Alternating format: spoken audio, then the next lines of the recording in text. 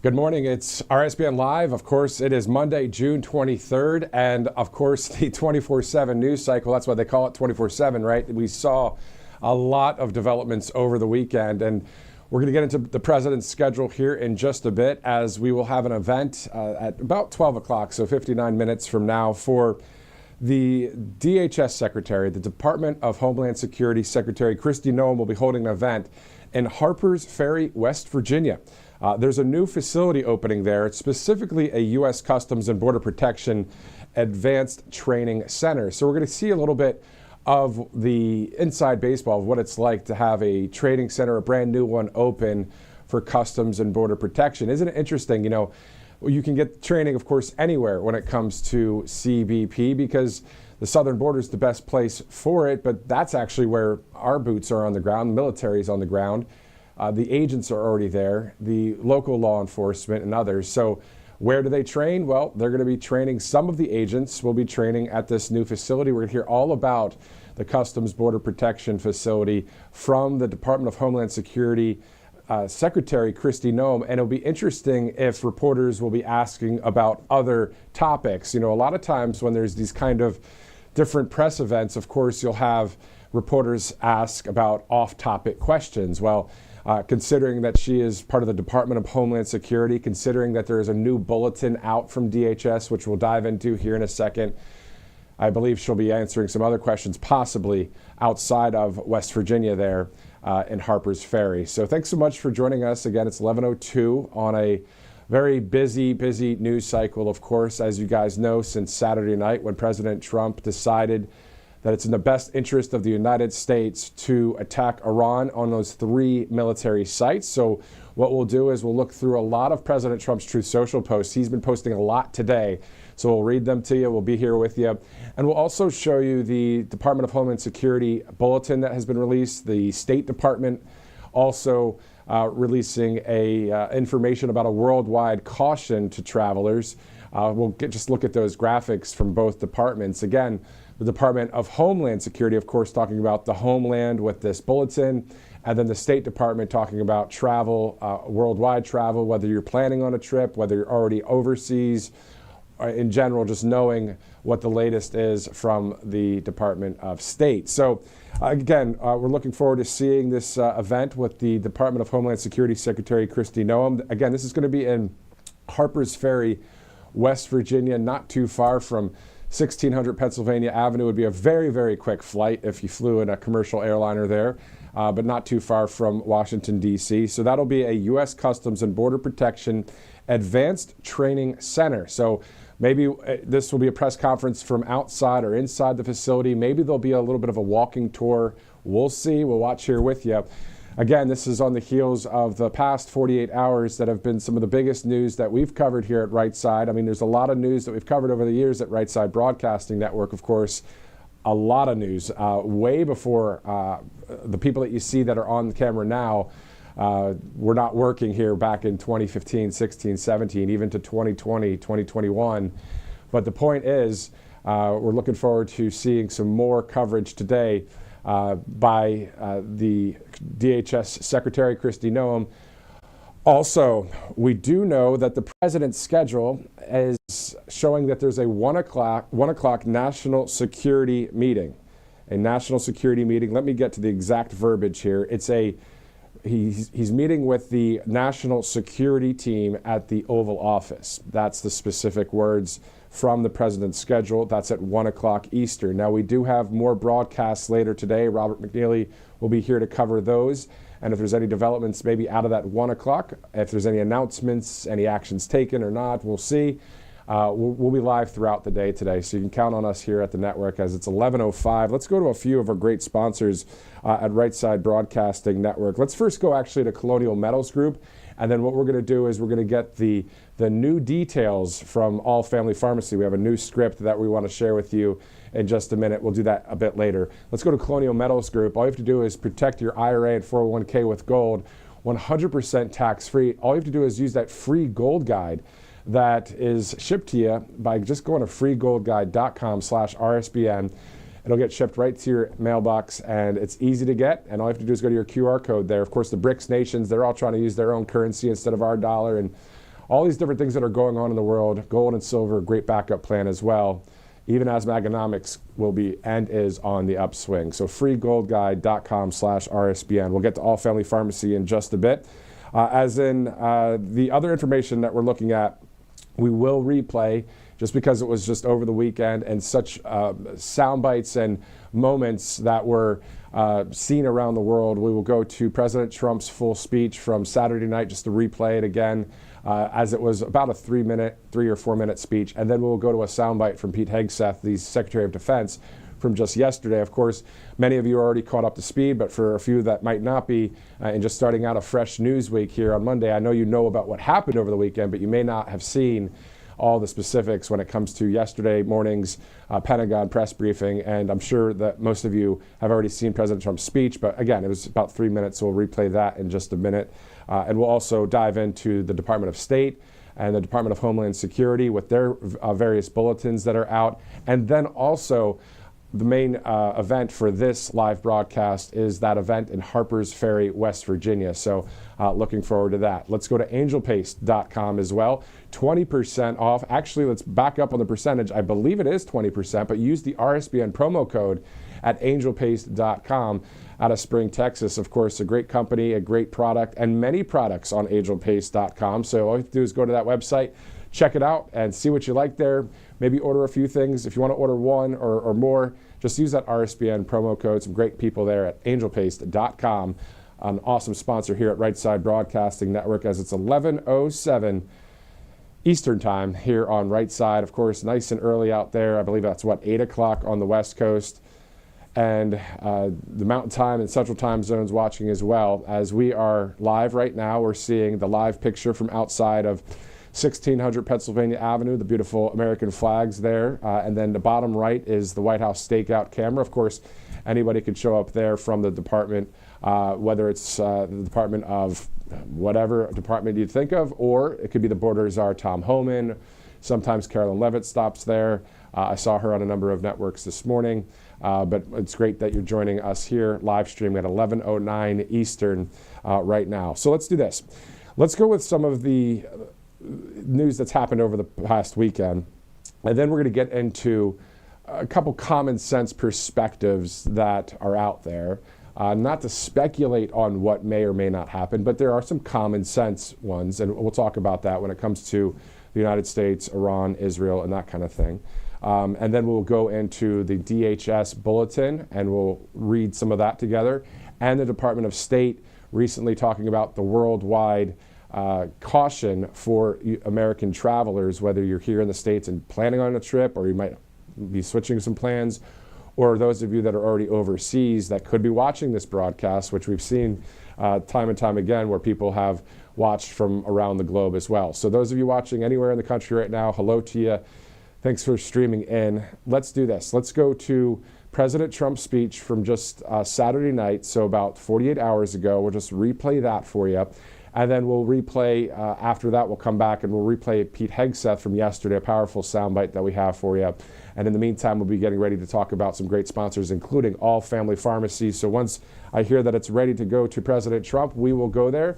Saturday, June 21st. Of course, it was at 7:50 p.m. when President Trump pressed the button on Truth Social to let us know that there was an attack that happened in Iran. So then at about 10 o'clock, President Trump had this to say.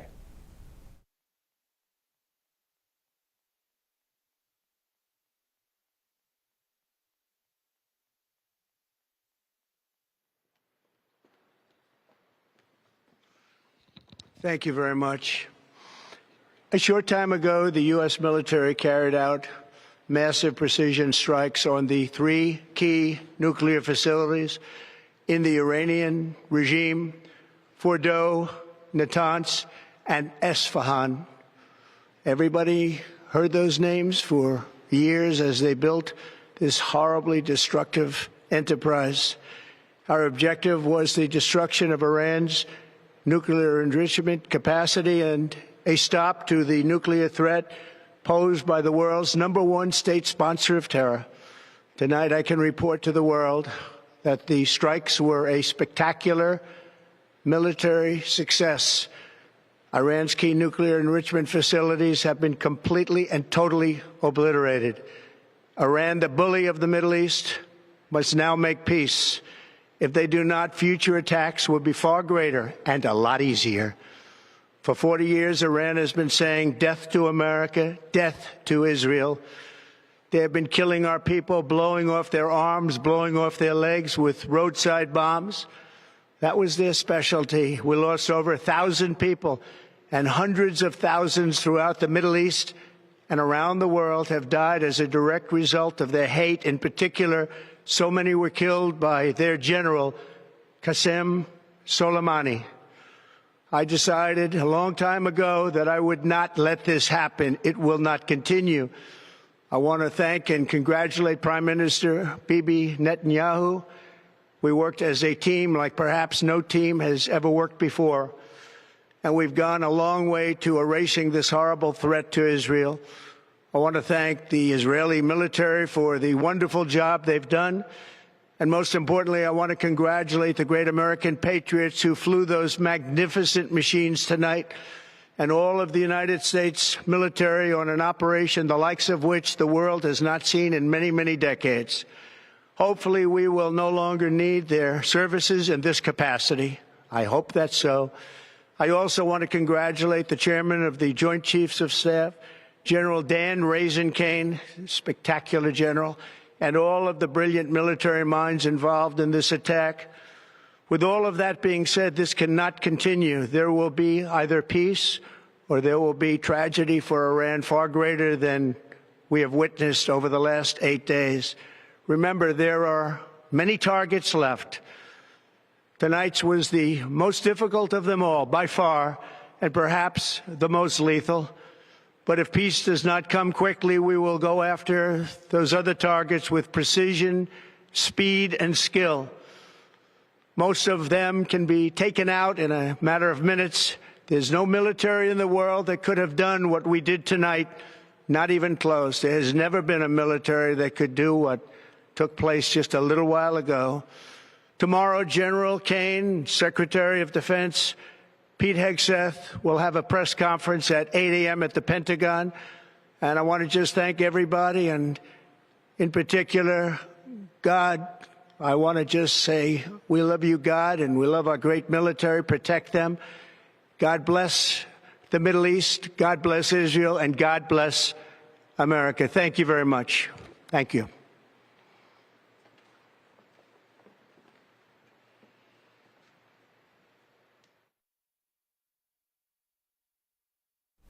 Of course, that was from 48 hours ago, the speech that was seen obviously throughout the country, around the globe.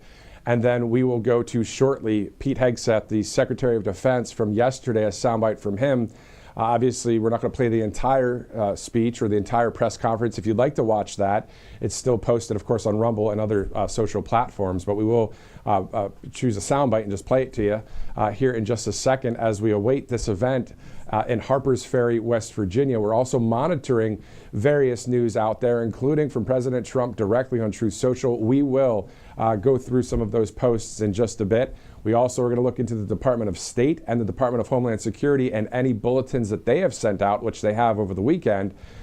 Just keep you kind of up to date on what's going on. And if you already know a lot of this, the thing that's great about this live desk, as Robert calls it, and of course RSBN Live, the thing that's really great about live TV and people that are journalists like myself, Robert, Christina, Megan, and everybody that works here at the network is live and right now. Sometimes, yes, we shift over to different topics, but if we see some sort of breaking news, or we see an announcement, or we see that there's a press conference, or we see that there's an X post or a Truth Social post, this is a constant live stream when it comes to when we do these events that you can count on. And you can guarantee, just like Saturday night when we had a lot of people tune in, for that speech by the president, that we were here for it. And it was a weekend, and you would think, well, if we really only cared about Monday through Friday, it's not like that. We are dedicated to bringing you the latest information that we have here at Right Side, especially when it comes to we the people, our entire country, and decisions made domestically and on the foreign front. So all of it brought to you by some great sponsors, including All Family Pharmacy. And disasters, they don't wait, and neither should you, because power outages, blocked roads, empty pharmacy shelves, it only takes one emergency to leave you without the medications you need, of course. So whether it's a hurricane, wildfire, or new virus threat, All Family Pharmacy is here for you. They make it easy to stock up on ivermectin and mebendazole and antibiotics, daily medications, and more. Over 200 essential medications with a doctor's prescription, including a fast delivery to your door, no insurance, no pharmacy lines, no last-minute scrambling. RSBN viewers, guess what? We get 20% off everything through June 30th with code RSBN20. Don't wait for disaster to remind you how important it is to be prepared, of course. These guys are great. Go to allfamilypharmacy.com/RSBN to stock up now and save 20%. Again, that's allfamilypharmacy.com/RSBN with code RSBN20. Let's also go to Kalshi.com/RSBN. Of course, if you'd like to bet and trade on anything that's going on out there, whether it's globally, whether it's here domestically, whether it's sports or science, technology, politics, religion, whatever you want to talk about, really. I mean, literally, people talk about the weather and they say, okay, today in New York, it's going to be this degree. No, it's going to be that degree. And people are betting and trading on it. So you can too if you'd like. All you have to do is go to Kalshi.com/RSBN, a great app as well, a great website too, and a great sponsor here at Right Side. 11:17 this morning, Monday, June 23rd. Let's get into some of the news that we saw over the weekend. Before we get into all of that, when it comes to the State Department and the Department of Homeland Security, which today a DHS event is going to happen, of course, in about 43 minutes from now, with the DHS Secretary from Harpers Ferry, West Virginia. Specifically, this is going to be where there is a new facility opening, specifically a United States Customs and Border Protection Advanced Training Center. So we're going to get some maybe insight on that, of course, through the DHS Secretary. Looking forward to that coverage and looking forward to hearing from the DHS Secretary. Let's also, before we shift over to the Department of State and the DHS, and before I get into some common sense kind of thinking when it comes to what's going on out there in the world, let's go to the Secretary of Defense, Pete Hegseth, from yesterday's press conference at the Pentagon. There is a soundbite we'd like to play for you. Here it is. Thanks to President Trump's bold and visionary leadership and his commitment to peace through strength, Iran's nuclear ambitions have been obliterated. Many presidents have dreamed of delivering the final blow to Iran's nuclear program, and none could until President Trump. The operation President Trump planned was bold and it was brilliant, showing the world that American deterrence is back. When this president speaks, the world should listen. And the U.S. military, we can back it up. The most powerful military the world has ever known. No other country on planet Earth could have conducted the operation that the chairman is going to outline this morning. Not even close. Okay, of course, from the Secretary of Defense just yesterday. You saw that live, maybe here on Right Side yesterday or on replay. Of course, sharing a portion of that soundbite with you today as we're monitoring everything that's going on, whether it's in our country or around the world. Specifically, let's stick with our country right now. The Department of Homeland Security put out a bulletin over the weekend, specifically talking about, a caution out there. So I'm going to look for that bulletin right now. You see the bulletin there on your screen, but I'm going to dive in a little deeper and read a little bit of what I'm seeing on there, because I feel like it's important. It's definitely important because it's something that's coming from the Department of Homeland Security when it comes to having a president and a cabinet that is based on the right side of history. So if they're going to be talking about certain things going on, or at least a caution or a warning, I definitely want to bring that to your attention. And then also, if we, say we were live during the Biden administration and there was a DHS bulletin, we'd still be reporting to you what everything's being reported. But of course, we all decide what we believe is to be true and not. We do know, of course, we've got someone that's an outsider as the commander-in-chief. So he's someone that's not establishment and on the right side of history. So we're looking forward to hearing more from the president as we continue to cover live the developments that have just happened over the past 48 hours. So the summary of the threat to the United States, and I did have that on a screenshot here on my phone. I'm going to look for it so we can just accurately read through it a little bit to kind of cover what's going on out there when it comes to DHS, the Department of Homeland Security. So specifically what we're seeing, and I'll read some of what you see right there. The ongoing Iran conflict is causing a heightened threat environment in the United States. Low-level cyber attacks against the U.S. networks by pro-Iranian hacktivists are likely, and cyber actors affiliated with the Iranian government may conduct attacks against U.S. networks. Iran also has a long-standing commitment to target U.S. government officials it views as responsible for the death of an Iranian military commander killed in January of 2020. The likelihood of violent extremists in the homeland independently mobilizing to violence in response to the conflict would likely increase if Iranian leadership issued a religious ruling calling for retaliatory violence against targets in the homeland. This, according to the Department of Homeland Security. Multiple recent homeland terrorist attacks have been motivated by anti-Semitic or anti-Israel sentiment, and the ongoing Israel-Iran conflict can contribute to U.S.-based individuals plotting additional attacks. You can get more information at the Department of Homeland Security's website. There's a full infographic that can kind of break things down for you there. For that. So let's shift over to the Department of State now. Obviously, that's for the homeland. If you shift over to the State Department, they're talking about specifically a worldwide caution that they also posted just yesterday, a worldwide caution for those of you traveling or maybe overseas. Obviously, you already know with just common sense thinking that this is something to be on the lookout for. And Director, do you know if we have that Department of State graphic as well, where it comes to specifically, it's saying yesterday's date, June 22nd, 2025, it says worldwide caution. So if you want to go and check out more details there, you just go to travel.state.gov. For those of you that maybe were planning a trip, I mean, you think about, if you really back up, let's go, instead of 30,000 foot view, let's go 40,000 foot view. There are some planes, of course, that usually, actually, it's 38,000 feet, is I believe the max ceiling for commercial airliners, but I could be wrong about that. Let's go 40,000 foot view. We know people during the summertime, getting married, that kind of thing, going on honeymoons and possibly overseas and that kind of thing.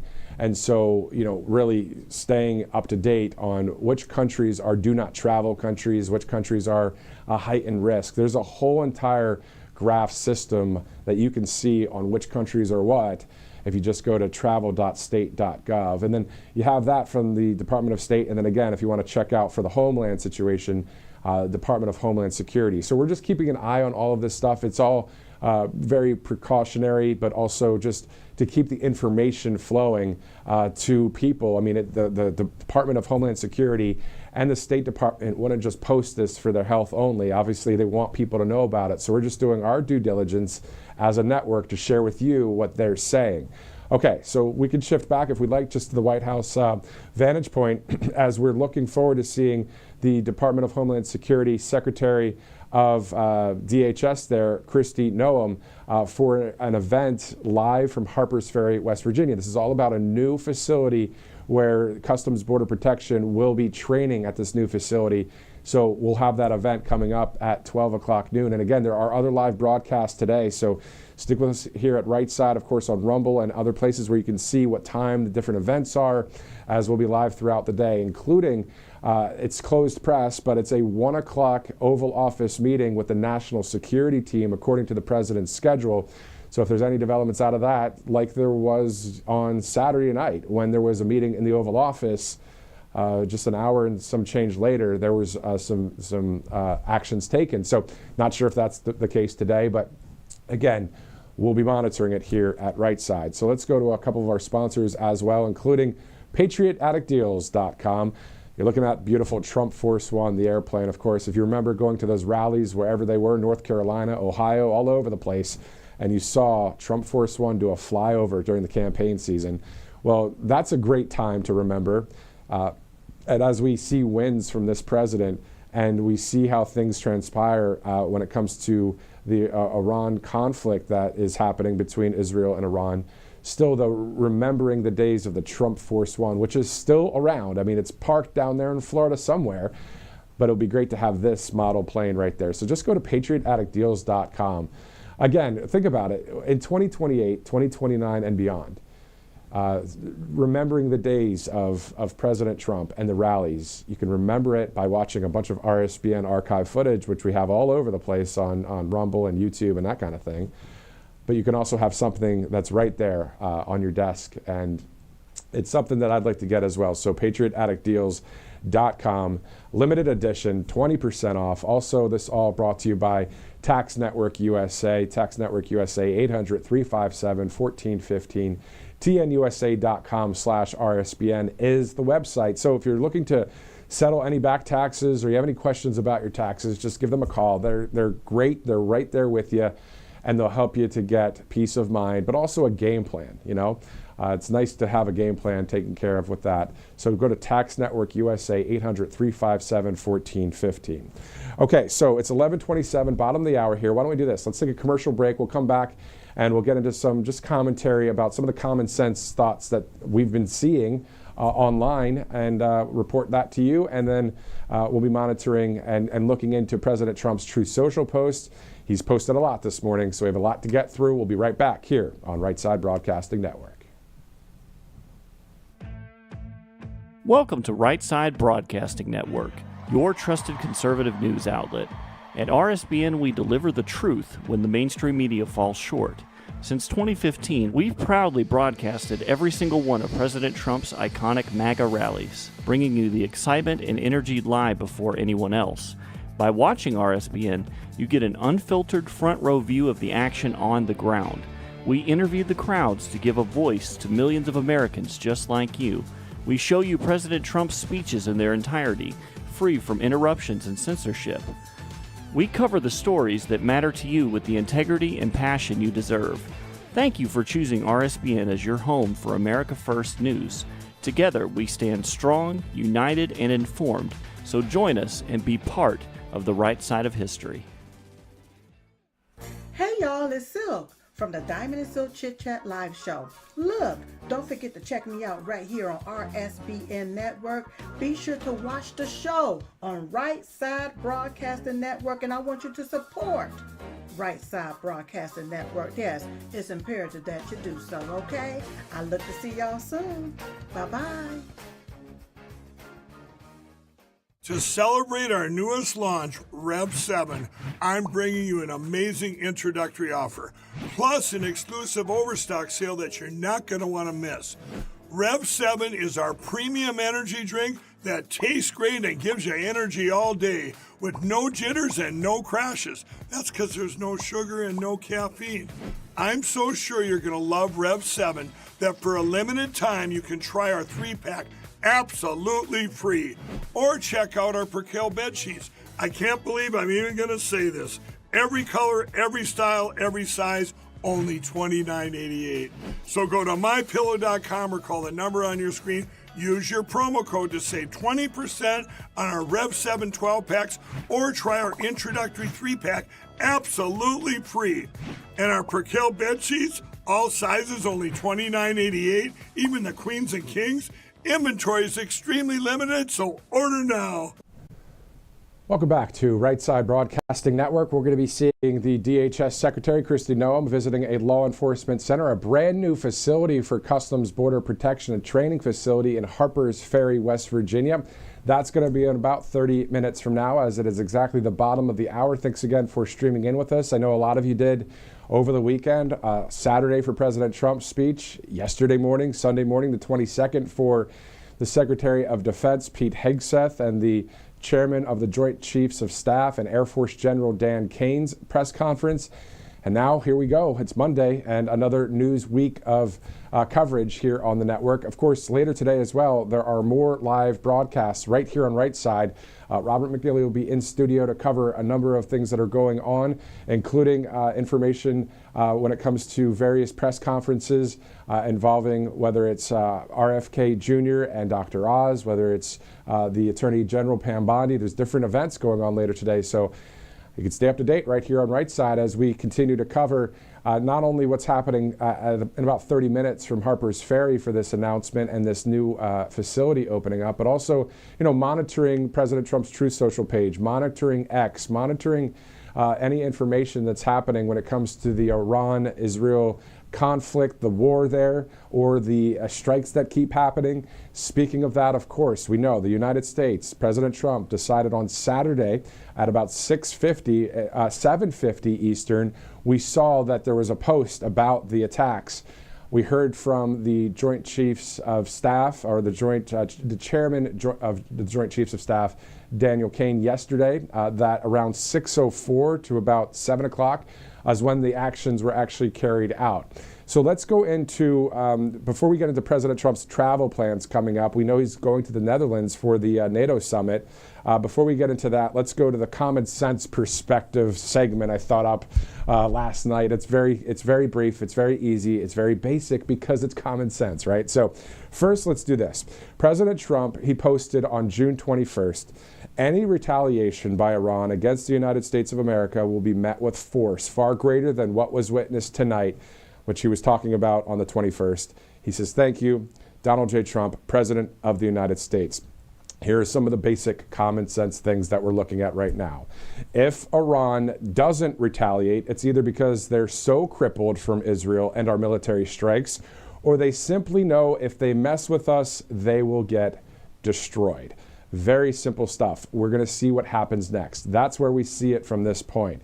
Again, you might have been thinking for some great insight. I'm not a general in the Army. I'm not seeing what's happening at the national security meetings that are going to happen today at 1 o'clock at the White House. But when you look at it from that perspective, if you just kind of look, okay, what would happen next? If you look into Iran a little bit, in Tehran, you think, if they don't retaliate, it's because they're almost decimated. They just have nothing really to do or left. But then we know that if they do strike anything of the United States, we know that they would simply get destroyed. And we saw what President Trump said. He said any retaliation by Iran against the United States of America will be met with force far greater than what was witnessed tonight. So I'm reporting basically what President Trump's saying and just some common sense thoughts here. This is not opinion editorial, but I mean, it's common sense. What would Iran do? And those are the two options. It's either they have nothing really left because they've been so decimated by Israel and by the United States strikes that they really aren't going to, and they don't want to mess with the United States because they know that if they would, it would be a bad situation for them. So obviously, if they do strike, then we already know, President Trump, of what he said there, that there will be retaliatory action back to what they would be doing. So enough of that, because obviously there may be some other scenarios out there, but again, just the common sense scenario is just that. So we will monitor any developments. We do know, again, the president will be meeting with his national security team at the White House today at 1 o'clock. If we get any details out of that, of course, we'll bring it to you, but I'm sure President Trump will most likely post on Truth Social, or that would come from Carolyn Leavitt, or the State Department, or the Secretary of Defense, if there's any more actions. But I think they're really monitoring, what Iran is going to do. And I was watching some international news coverage yesterday because I want to know, how are they reporting this in other countries?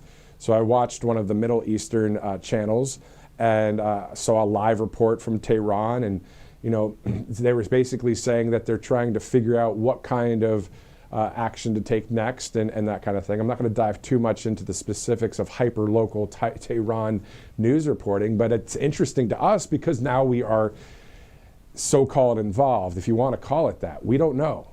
So I'm going to stop there, because if this is simply a strike that happened on Saturday, and then from there we move on, and Iran says they're not messing with the United States, and it's just between Israel and Iran, okay, then we move on. But we'll see what happens. That's all I'm saying in the sense of that. Because again, I've always said we do common sense reporting or opinion or commentary here.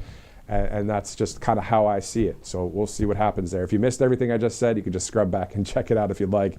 But we do know that we are seeing from various reports that Russian media, an agency called TASS, that's TASS, that's what it's called if you look it up, there is information about Russia meeting with Iran. Specifically, who knows what that's about, but I will go to that report and share that with you, the details, before we get to our sponsor. From Moscow on June 23rd, which of course is today, Russia can offer various forms. This is reporting from Russia media right now, just to dive in a little bit, just like I was watching information from Tehran, and I also check in with Israeli news agencies. This is a Russian one, TASS, reporting Russia can offer various forms of support to Iran amid the escalation in the Middle East, but it is up to Tehran to articulate what help it wants. The Russian presidential spokesman Dmitry Peskov told reporters, quote, "It all depends on what Iran needs," end quote. He told a briefing. We have offered our mediation efforts. This is concrete. We have stated our position, which is also a very important form of support for the Iranian side. Again, this is Russian media. Going forward, everything will depend on what Iran needs at this moment. Again, they reiterated that everything depends on what the Iranian side needs. That's according to Russian media there, and specifically the Russian presidential spokesman, Dmitry Peskov. So those are some of the headlines and some of the things that I'm seeing, whether it's from Russia, Iran, Israel. And now when we focus back into our country, what we can do is specifically look at what President Trump is saying, what the State Department is saying, what the Department of Defense is saying. And also, we know at 1 o'clock today, the president will be having a meeting with the national security team. Before we get into more coverage, that on the left side of your screen is an event in Harpers Ferry, West Virginia. It's a new facility for Customs Border Protection agents and other staffers. So we're going to hear about that and hear from the Secretary of DHS in just a minute. As the camera is getting ready, of course, and focusing in, let's go to mypillow.com/RSBN. More than 2,000 products on there for you to choose from, including something, let's see how to, there you go, point that way. With God, all things are possible pillow, you'll get free with any purchase on mypillow.com. There's a lot of cool smaller products like a Go Anywhere pillow. It's about that big, or you get the regular pillows, the sheets, the mattress topper, the slides, the slippers, the towels, the Giza Dream Sheets, amazing stuff. And then also My Coffee. There's so many other products as well. So if you just purchase one product, use the RSBN promo code, you'll get that product plus a free pillow and a great scripture, a great reminder that with God, all things are possible. Reminds me of that scripture, Romans 8:28.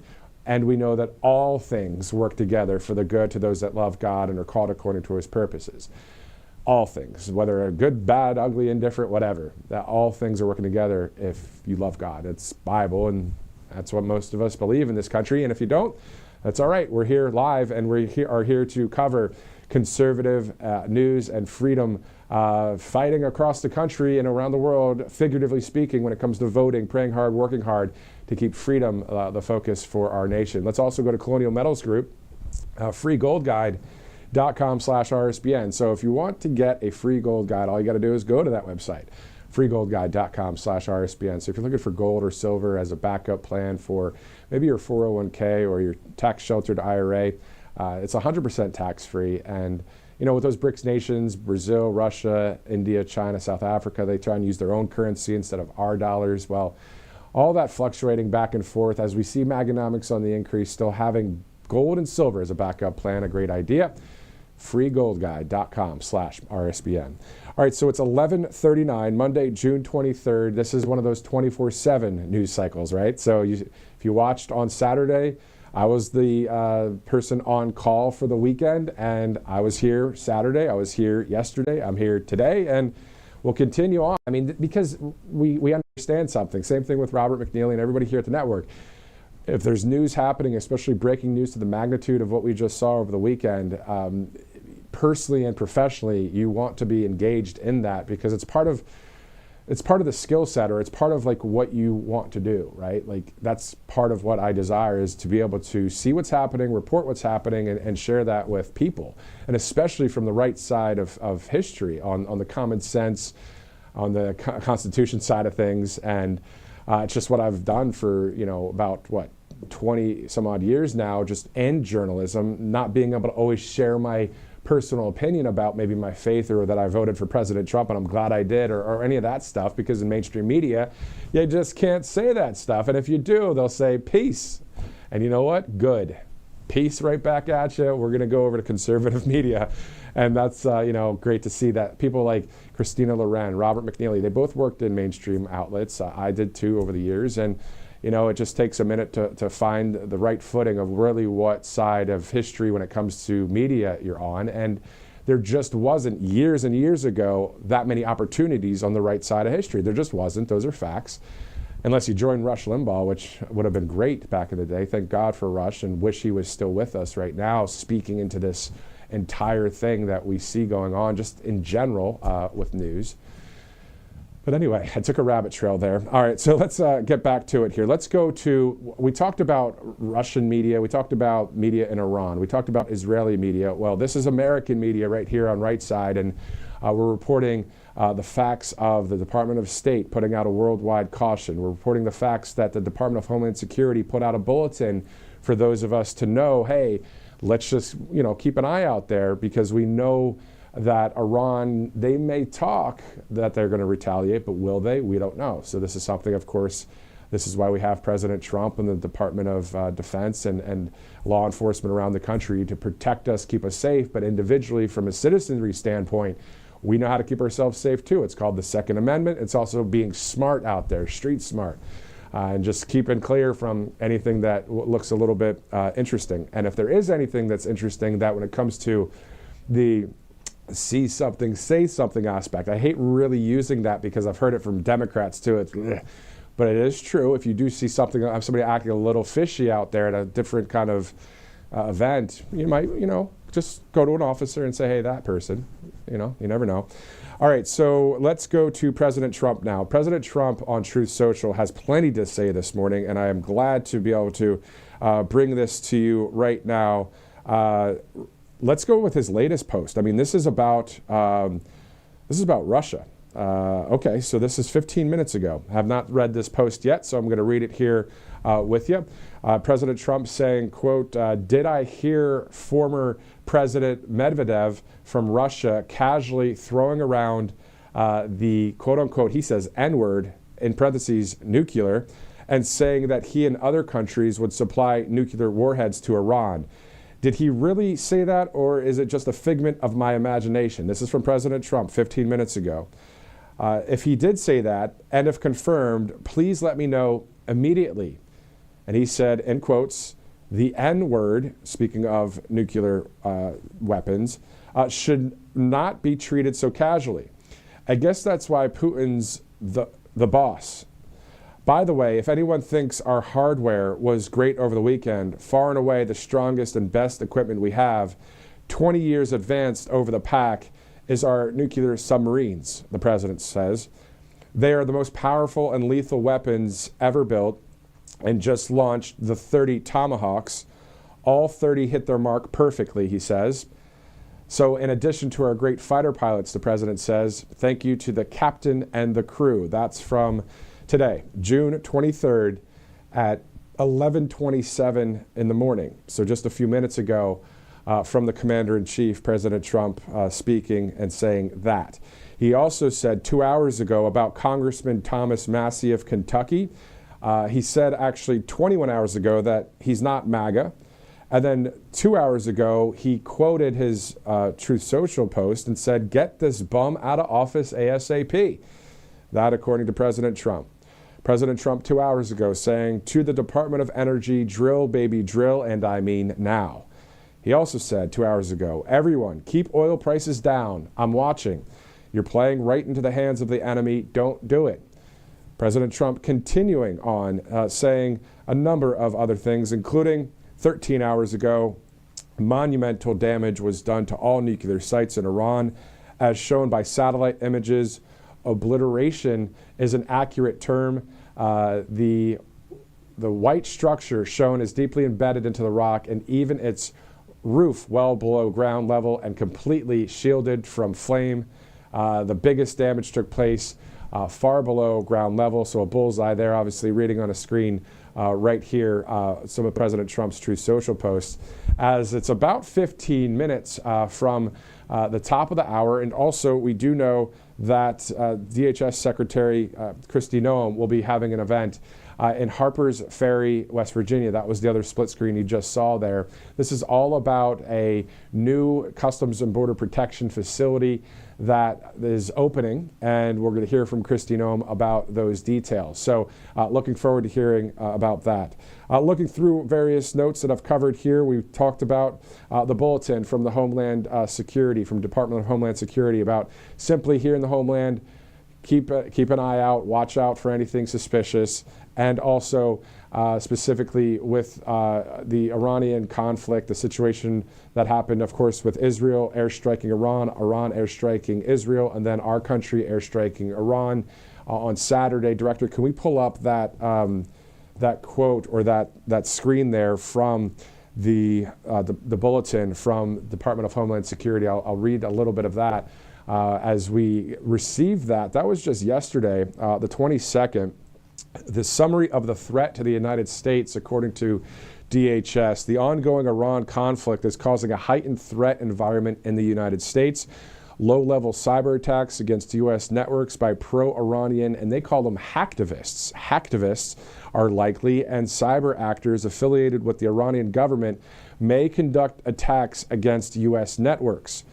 Also, the bulletin says, Iran also has a long-standing commitment to target U.S. government officials it views as responsible for the death of an Iranian military commander killed in January 2020. The likelihood of violent extremists in the homeland independently mobilizing to violence in response to the conflict would likely increase if Iranian leadership issued a religious ruling calling for retaliatory violence against targets in the homeland. Multiple recent homeland terrorist attacks have been motivated by anti-Semitic or anti-Israel sentiment, and the ongoing Israel-Iran conflict could contribute to U.S.-based individuals plotting additional attacks. That, according to the Department of Homeland Security. Again, as this is a press release that was sent out that you can see as well, and we're doing our due diligence here at Right Side to, expand the coverage of what the Department of Homeland Security is saying. Also, Director, if we could take a look at the State Department, the worldwide caution for Americans who are traveling overseas or who are planning to or are currently overseas. Of course, a security alert yesterday, June 22nd, 2025, a worldwide caution alert. I'll go to the website right now on the fly and see if that security alert is still there. I believe it will be, as there are, it's a more of a unstable-ish time, and I say ish because we know that this may be simply a strike to those enrichment facilities by our government, and Iran is saying, well, we're not going to mess with the United States. We're not going to do any retaliatory action. And then we move on, and they hopefully come to peace with Israel, and this all goes away in a great, perfect world, right? Well, we're monitoring, hopefully, that outcome. But if not, we're monitoring whatever may happen. We do know the president will have a 1 p.m. Meeting with the national security team inside the Oval Office, that according to the president's public schedule. So let me, on the fly here, go to the exact website. We can all go together if you'd like. Let's go to travel.state.gov. I do want to see if there is any worldwide caution that's still there today. As of right now, it just says the security alert is for June 22nd, but that may be when it was initiated. So if I click on that right now, it still says that it's still up. So it started yesterday.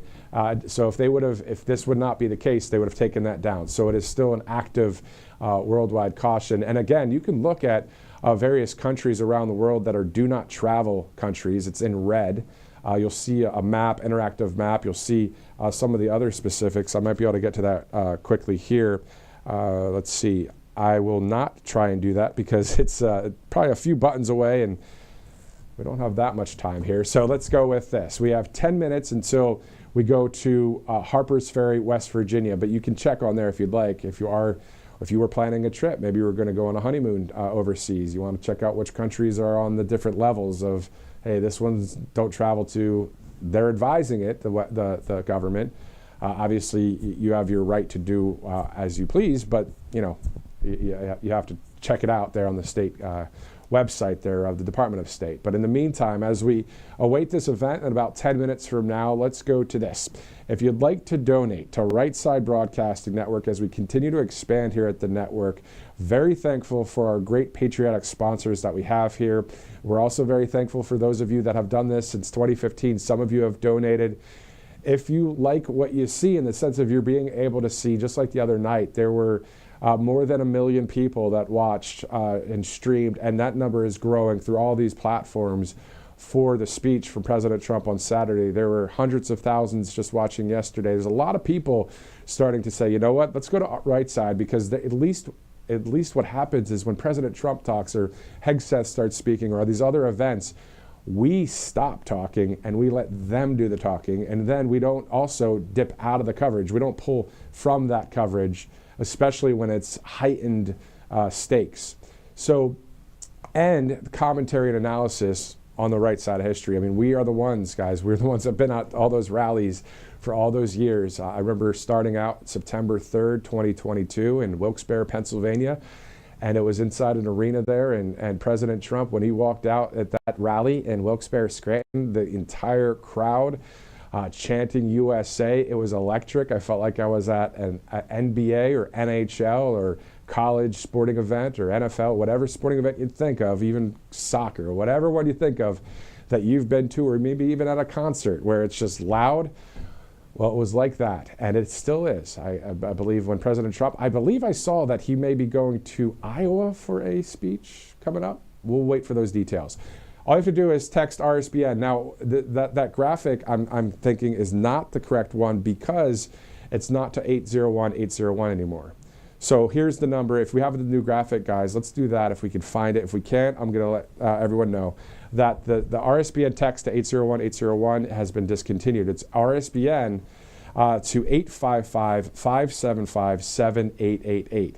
If you don't remember what I just said, all you have to do is hit pause, maybe scrub back for a second, and listen to that number again. But if you'd like to donate to the network, text RSBN to 855-575-7888. That's the number.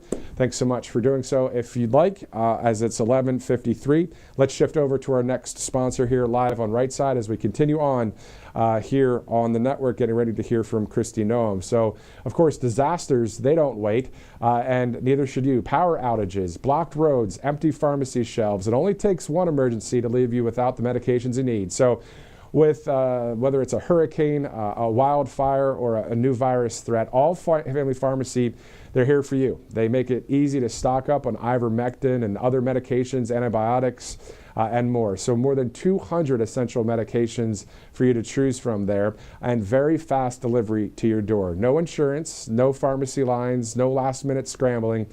And RSBN viewers, you get 20% off everything through June 30th, code RSBN20. So you don't have to wait for a disaster to remind you how important it is to be prepared. So these guys are great. allfamilypharmacy.com/RSBN. As we're about 6 minutes from the top of the hour here on Monday, June 23rd. If you're just joining us, we replayed a few things from over the weekend. As you know, many of you that are watching now, you were with us on Saturday night when President Trump addressed the nation at 10 o'clock. You were with us yesterday morning at bright and early 8 a.m. on the East Coast, and what is that, 5 in the morning on the West Coast? For those of you that woke up at 5 a.m. and watched us on RSBN live, I know that it was high stakes in the sense of a major press conference on the heels of the United States striking Iran. But if you woke up at 5 a.m., man, oh man, you are dedicated, and thank you for doing that. You most likely probably replayed it later in the day. But if you're in the chats right now, and if you're watching from California or anybody on the West Coast, in the Pacific time zone or the Mountain time zone, if you watched us yesterday when it was 8 a.m. Eastern for that live press conference, go ahead in the chats and say, hey, I'm from the West Coast, I watched, or I'm from the Mountain time zone, I watched. I'm just curious to see how many people at that early hour on a Sunday morning on a weekend would do that, which the numbers are showing a lot of people streaming in, just like today and on with our coverage here. Also, later today, 2 more live events. Robert McNeely, our RSBN host, will be in studio covering various events later involving the AG, Pam Bondi, and then, of course, also RFK Jr. and Dr. Oz on a separate broadcast. So there's a lot more news going on, and that's on top of if there's any information coming from the White House when it comes to President Trump's 1 o'clock, which is on the schedule, the public schedule, that he has a national security team meeting with the national security team in the Oval Office. So that's happening in just about an hour and 4 minutes from now. All right, let's go to President Trump from just a little bit ago on Truth Social. Specifically 28 minutes ago, President Trump said, did I hear former President Medvedev from Russia casually throwing around the N-word, President Trump says, referring to nuclear, and saying that he and other countries would supply nuclear warheads to Iran. Did he really say that, or is it just a figment of my imagination? President Trump says, if he did say that, and if confirmed, please let me know immediately. The N-word should not be treated so casually. I guess that's why Putin's the boss. By the way, if anyone thinks our hardware was great over the weekend, far and away the strongest and best equipment we have, 20 years advanced over the pack is our nuclear submarines. They are the most powerful and lethal weapons ever built, and just launched the 30 Tomahawks. All 30 hit their mark perfectly. So in addition to our great fighter pilots, thank you to the captain and crew. That from President Trump at 11:27 this morning, just 30 minutes ago to the minute, as we await this 3 minutes out. Now, what we're waiting for is the following. Specifically, what we're seeing is that the Department of Homeland Security Secretary Kristi Noem is in Harpers Ferry, West Virginia. There's an opening of a new facility there, specifically a U.S. Customs and Border Protection Advanced Training Center. Great to see that, because, of course, in the homeland, we'll take as many Customs Border Protection agents as we can get.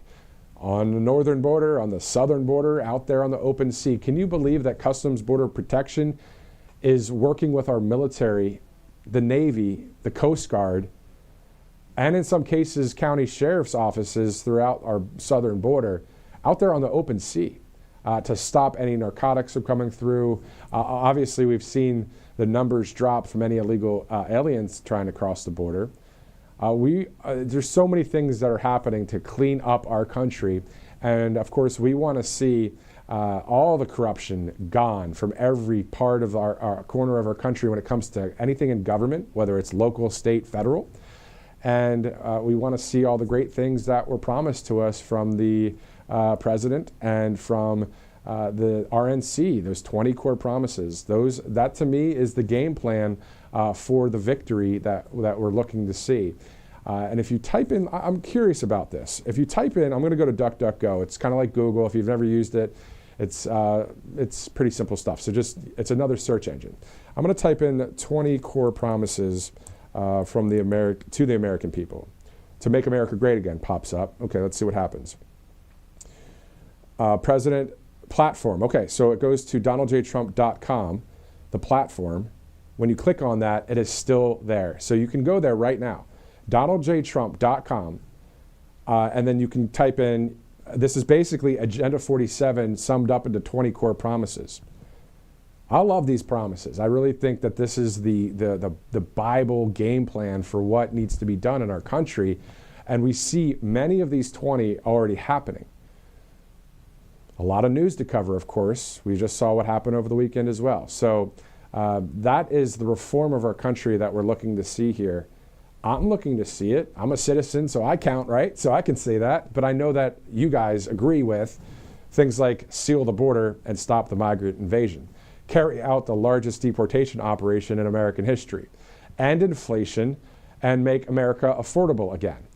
Make America the dominant energy producer in the world by far. Stop outsourcing and turn the United States into a manufacturing superpower. Number 6 is large tax cuts for workers and no tax on tips. It is 12 o'clock. Director, this is when the event's supposed to start there with the Secretary of the DHS, Department of Homeland Security. Yeah, it would be great if we can keep that picture there so I can throw to it or we can go to it directly. I'm going to try and get through this list of 20 quickly here.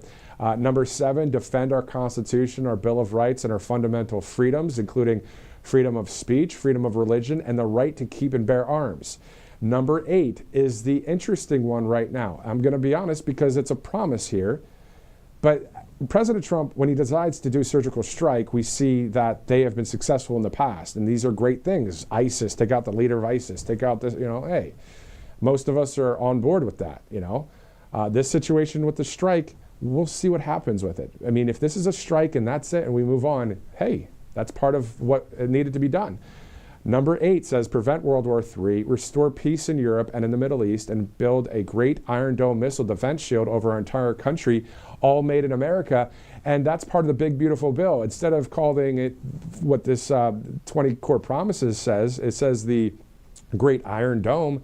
We know the name. It's the America's Golden Dome, or the Golden Dome for America. Number 9, a big one that we all are looking forward to seeing hopefully happen, is the ending of the weaponization of government against the American people. We still have to win the midterms. We still have to win and get all this stuff accomplished before we see the next presidential cycle come through. Because if we get somebody else, somehow if the Democrats would so-called win or whatever, if the country literally voted for a Democrat in 2028, 29, and they somehow got back into office, we have to take care of business here in the sense of justice being served to those that broke the law against our president, against us. Anyway, so number 9 is end the weaponization of government against the American people. Number 10, stop the migrant crime epidemic, demolish the foreign drug cartels, crush gang violence, and lock up violent offenders. Number 11 out of the 20 core promises to the American people, rebuild our cities, including Washington, D.C., making them safe, clean, and beautiful again. Reading again from DonaldJTrump.com. This is the platform, the 20 promises. Number 12 is strengthen and modernize our military, making it without question the strongest and most powerful in the world. Number 13, keep the U.S. dollar as the world's reserve currency. Number 14 is... that was number 13. Number 14, fight for and protect Social Security and Medicare with no cuts, including no changes to the retirement age. Number 15, already accomplished. Many of these have already been accomplished. Cancel the electric vehicle mandate and cut costly and burdensome regulations. 5 more to go here. Let's read those. Number 16, cut federal funding for any school pushing critical race theory, radical gender ideology, and other inappropriate racial, sexual, or political content on our children. That's already starting to happen. Number 17, keep men out of women's sports. We know where the president stands on that. This is yet another promise to the American people. Number 18, deport pro-Hamas radicals and make our college campuses safe and patriotic again. Number 19, secure our elections, including same-day voting, voter ID, paper ballots, and proof of citizenship. If you paid attention at all to the runoff election in Poland, they just did exactly that. They were able to get 21 million people counted that voted. They all had voter ID. It was paper ballots. They got the election taken care of right away. We know in 2024, which is too big to rig, we saw, in 2020, we know what happened there too. And we know he won in 2016 as well. So that was a trifecta of victories there.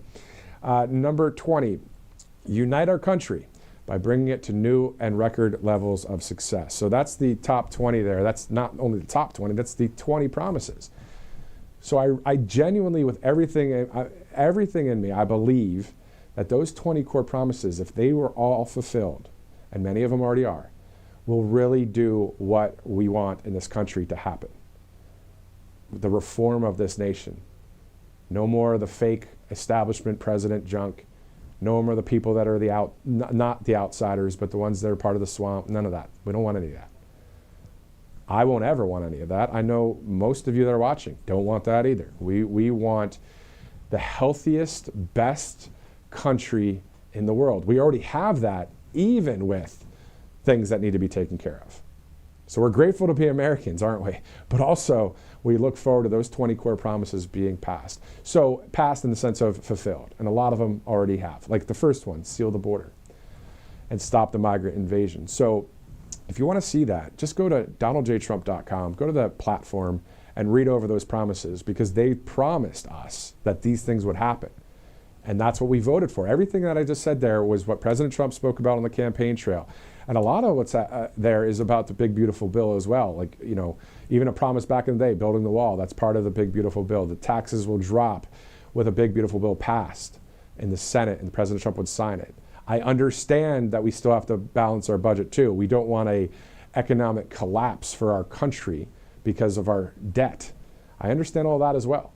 But a lot of the campaign promises are in the big, beautiful bill. And even outside of that, executive orders that we've seen signed by the president and all these common sense things.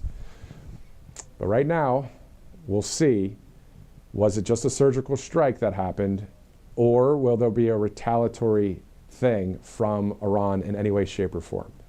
That's where we come in here in the media and say, hey, a lot of people might give their opinion, which they're allowed to. It's freedom of speech. For me, I'm going to simply report what we see is happening. What we saw is over the weekend, there was a strike on 3 targets in Iran. And President Trump said, if there's any retaliation from Iran, we will use something far greater than we did on Saturday. And then we hear from Tehran. I was watching some news there in Iran through another Middle East news agency to hear kind of what they're talking about. What's the chatter? What are they saying? Because that's the closest I can get to it. I'm not in the room at the IRGC. You think I'm going to be over there at the Islamic Republic? No. But what's the closest I can get to it? I want to know what's going to happen, just like you do. And so that's part of me being a journalist since, 2001.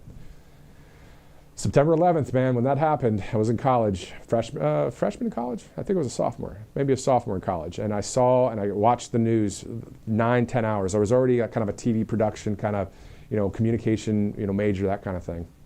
But that really heightened me to just want to know what's going on and simply report what's going on. So now here we are in 2025. Praise God. All right, so 12:07, Monday, June 23rd. Looking forward to our live coverage later in the day. RSBN host Robert McNeely will be here. And looking forward to this week, getting back into a lot of interviews. Some great interviews last week as well. Carla Sands, Bruce Lavelle, T.S. Dixon, Megan Kohler from Cleveland, Ohio. She joined us, the RSBN host. Christina Loren joined us as well, and even talked about West Virginia too, Wheeling, West Virginia, with all those floods that happened. She was a meteorologist in the mainstream media, and now outspoken for the right side of history. So it's great to see that. And so we'll be going to a lot of those interviews throughout the week.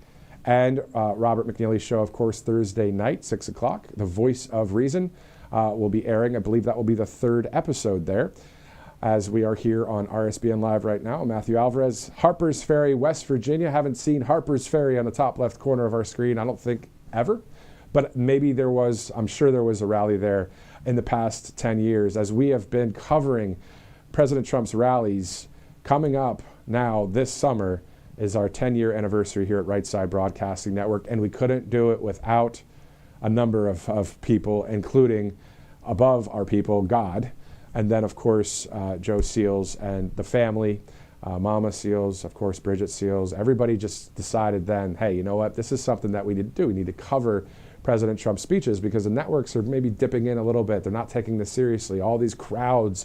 It was a very powerful thing that Right Side Broadcasting Network did for this United States. I really 100% believe it. It really, really did what the network news wouldn't do, and what the cable news thought they were so cool, yeah? And why do I bash all that stuff? It's because the left side of history, the false narratives, the lies, I'm so glad I'm not in that stuff. I'm glad it didn't work out that I ever went so-called national on the left side of history. I'm glad I stayed, local and did, learned what I had to, we all go through our journeys, whatever. Conservative media, thank God for it, and thank God for not only President Trump calling out the fake news, but Rush Limbaugh back in the day. Thank God for Rush calling out the lamestream media, All right, 12:09, Monday, June 23rd.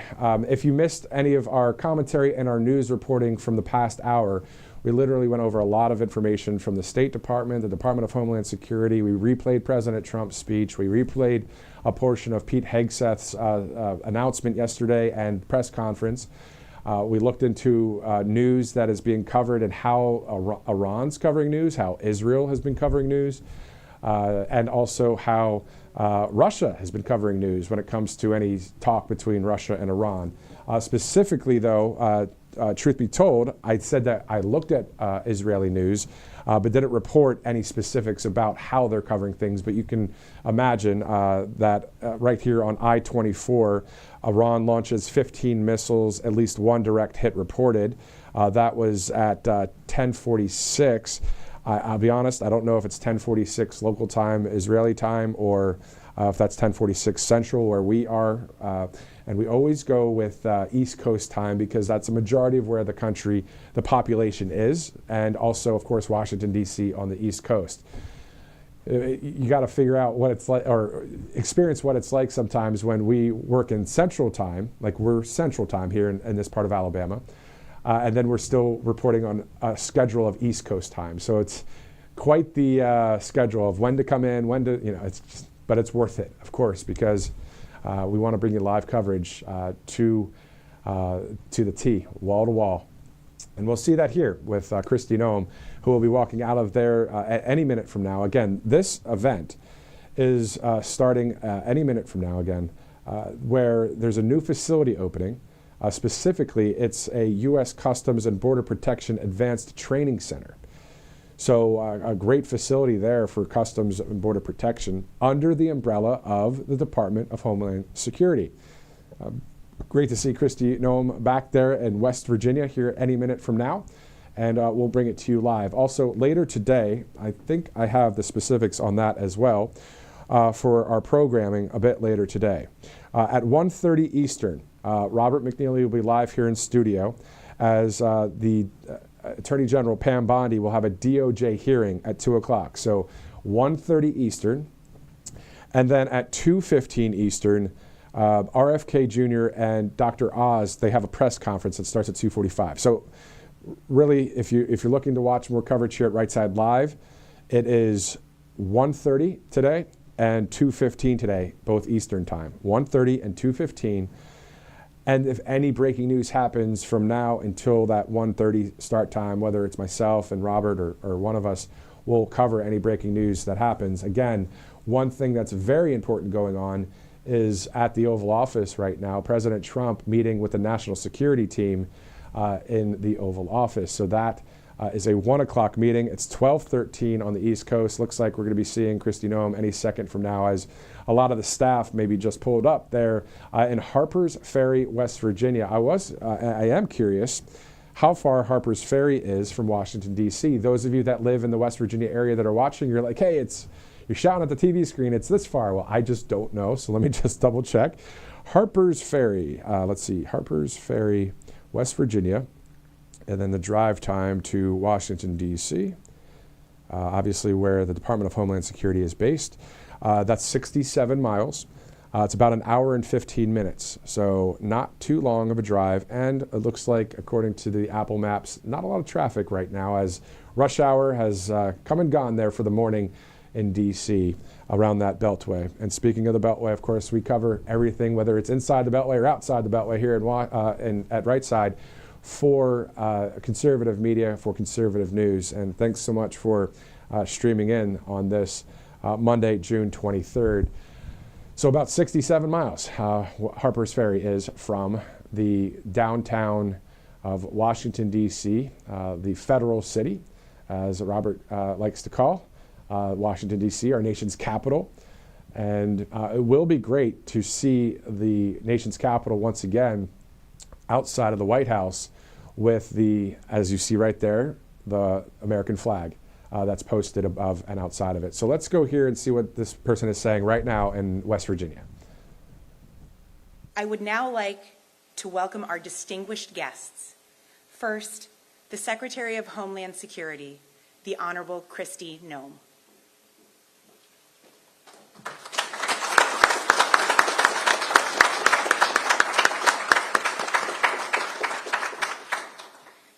Commissioner, U.S. Customs and Border Protection, Rodney Scott.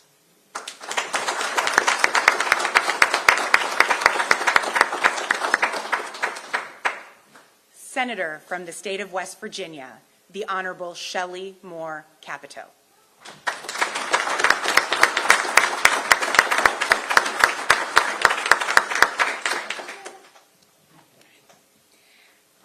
U.S. Representative of West Virginia's 2nd Congressional District, the Honorable Riley Moore.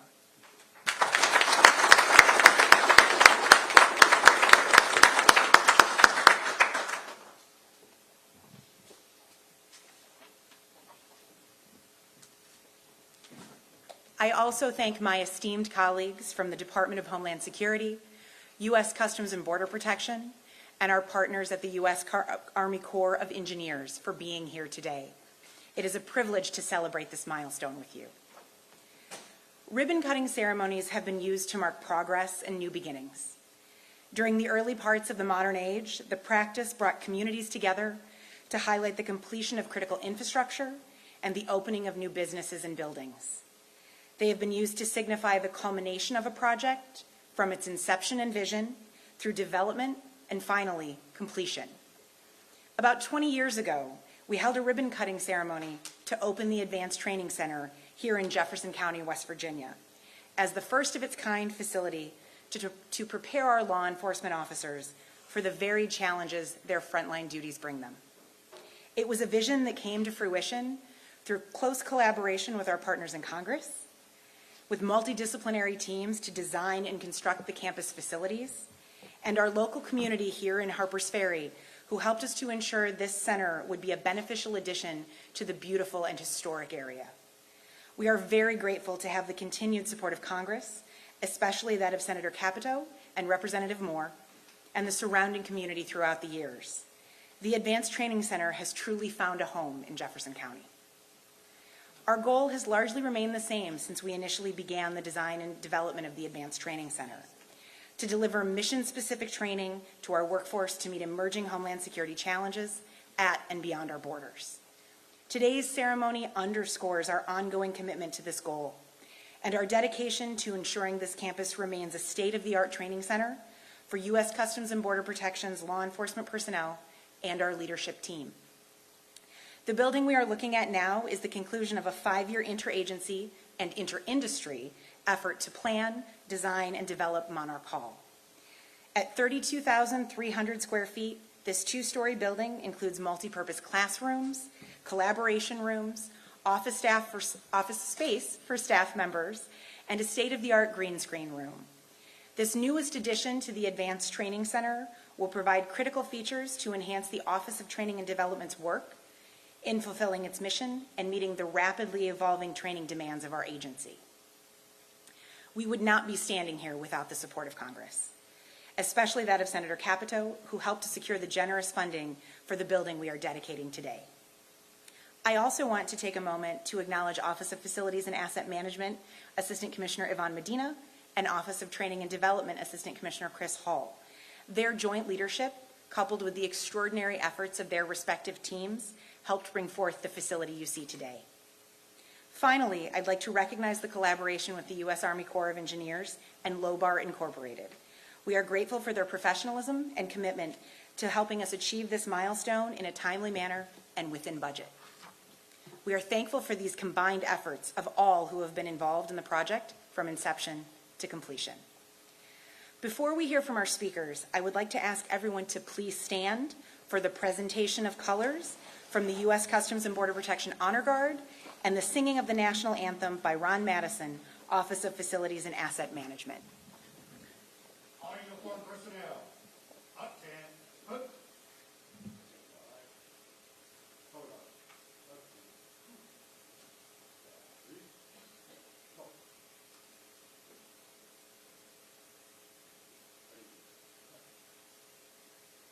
All uniformed personnel, present.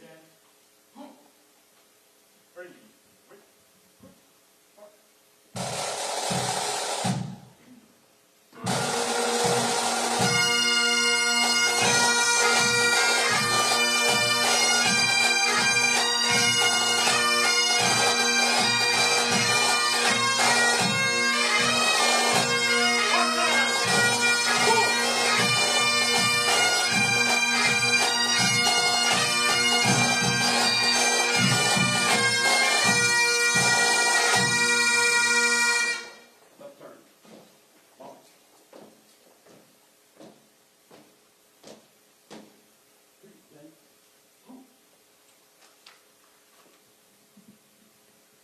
Oh, say, can you see by the dawn's early light what so proudly we hail at the twilight's last gleaming, whose broad stripes and bright stars through the perilous fight o'er the ramparts we watched were so gallantly streaming, and the rocket's red glare, the bombs bursting in air, gave proof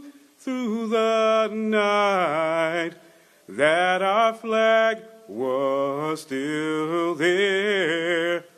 Oh, say does that star-spangled banner yet wave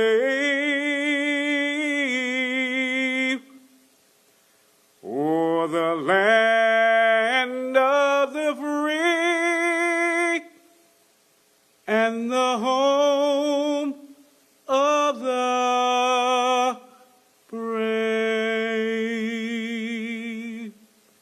Order. Who? Our uniformed personnel. Order. Who? Ready. Wait. Quick. Walk.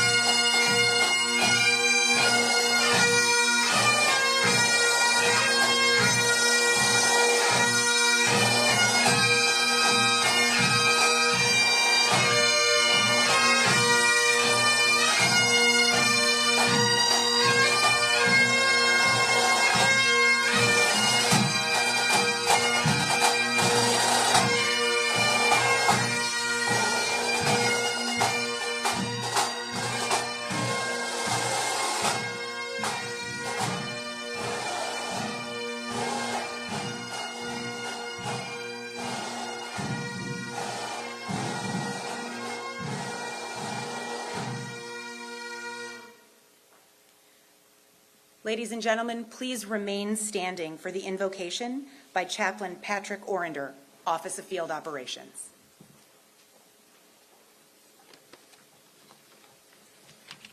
Heavenly Father, source of wisdom, strength, we gather here with this grateful heart to dedicate Monarch Hall. Thank you for this vision and commitment that brought this center to life.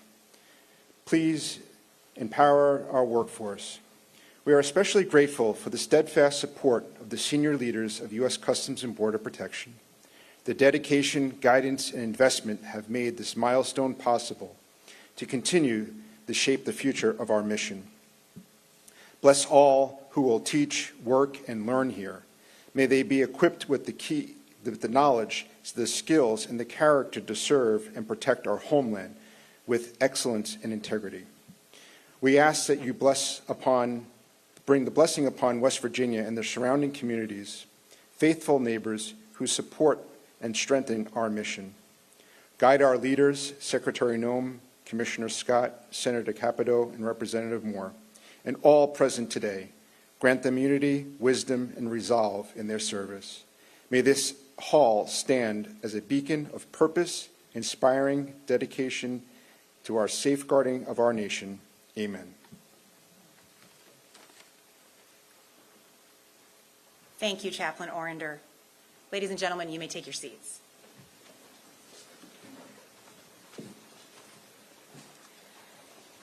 Since becoming the 8th Secretary of the Department of Homeland Security, our first speaker, the Honorable Kristi Noem, has been an unwavering champion of our agency's important border security mission and of our dedicated workforce who serve and protect the American people. We are very grateful to have Secretary Noem's leadership in all we do at U.S. Customs and Border Protection. We are especially honored to have her join us today for this momentous occasion. And now I ask you to all help me welcome to the stage Secretary Noem.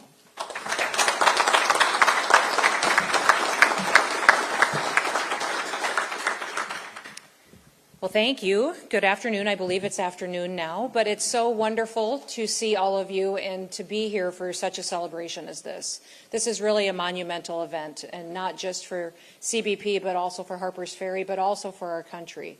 And so I want to thank you for taking the time to be here for this ribbon cutting and to recognize all that it took to get to this point.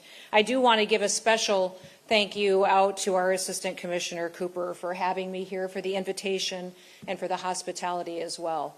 This is going to be my first opportunity to take a tour of Monarch Hall, and I'm looking forward to seeing what the center can bring in advanced training and technologies to each and every single one of the people that joined to serve the public and the people of the United States.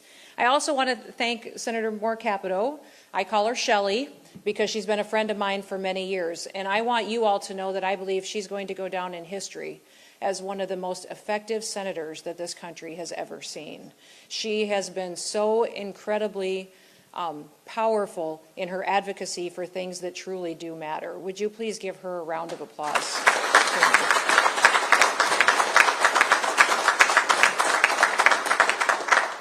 She doesn't just advocate for funding for this campus when she talks about Harpers Ferry and what this training center means.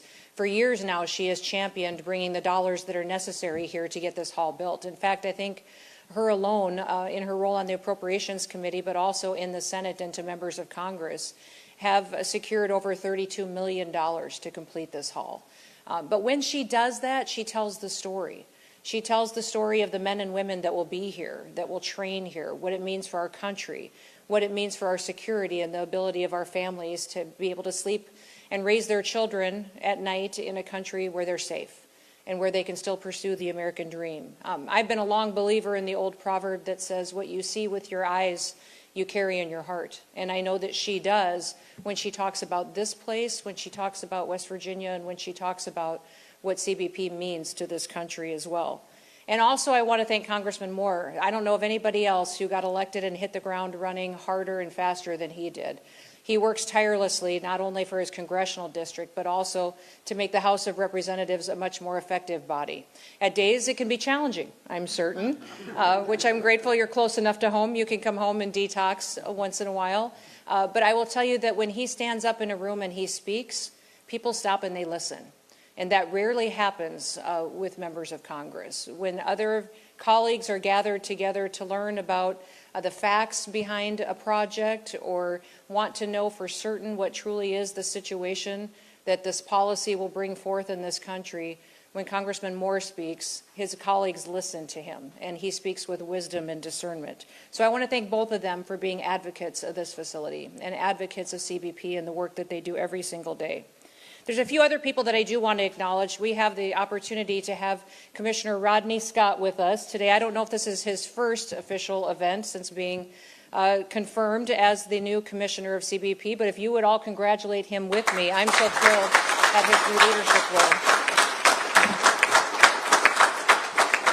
It is not necessarily all that fun to go through a Senate confirmation hearing, but he did it, and he did it with grace. And I want you all to know that when I look at leadership here in this component, in this department, under the Department of Homeland Security, I turn to Rodney for leadership, and I turn to him to mentor other agencies. He is often someone who can speak with wisdom to somebody else that may not even be in CBP, may be in a completely different department, such as USCIS or ICE or in FLETC, and he can give them wisdom and advice that helps them be more effective in the jobs that they have. So I am very grateful to have him willing to come back out of retirement, kind of, and hit the ground running and be ready to lead. But we do have somebody that is retiring, and that has been the acting commissioner, Pete Flores, and I do want to acknowledge him.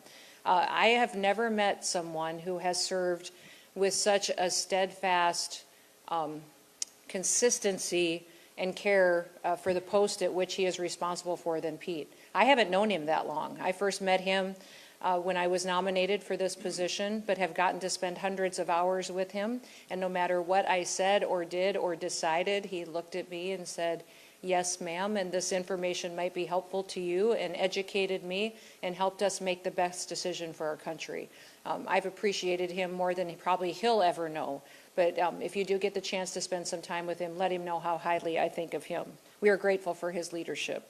Also, thank you to Acting Deputy Executive Assistant Commissioner Cheryl Davies and Assistant Commissioner for Training and Development, Christopher Hall, and they have been absolutely fantastic for what they have done to lead our team and to commit to overtime. We all know that the last several years have been challenging, and with the change in administration comes many changes, but with those changes also comes a lot more work and a lot more time and dedication to get people back to securing the border to what President Trump has promised the American people, and back to doing the jobs that they needed to do in order to ensure we did that very quickly.